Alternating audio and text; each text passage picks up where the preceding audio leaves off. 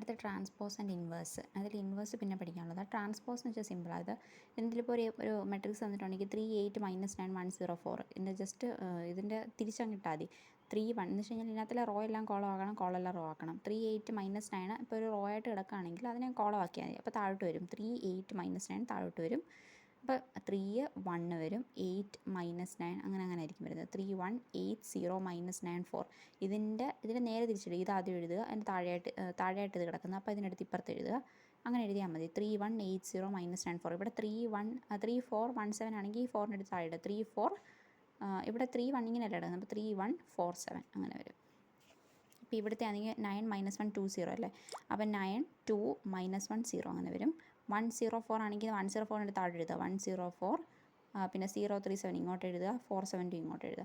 അതിന് ജസ്റ്റ് കോളവും റോവും മാറ്റി എഴുതി കഴിഞ്ഞാൽ നമുക്ക് ട്രാൻസ്പോസ് കിട്ടും. ട്രാൻസ്പോസിൻ്റെ സിമ്പലാണ് വേണ്ടത്. എ ട്രാൻസ്പോസ് എന്ന് ഇതിനെ വിളിക്കുന്നത്. ഇവിടെ രണ്ടെണ്ണം നമുക്ക് ഇതിൻ്റെ ഡയമെൻഷൻ എഴുതിയേക്കുന്നേ ഉള്ളൂ. ഡയമെൻഷൻ പ്രത്യേകിച്ച് ഒന്നുമില്ല. ട്രാൻസ്പോസ് എഴുതാൻ സിമ്പിളാണ്. അതിൻ്റെ ഡയമെൻഷൻ അങ്ങനത്തെ കാര്യങ്ങളൊന്നും നോക്കണ്ട. ജസ്റ്റ് റോയിനെല്ലാം കോളമാക്കുക, കോളത്തിനെല്ലാം റോ ആക്കുക, അത്രേ ഉള്ളൂ.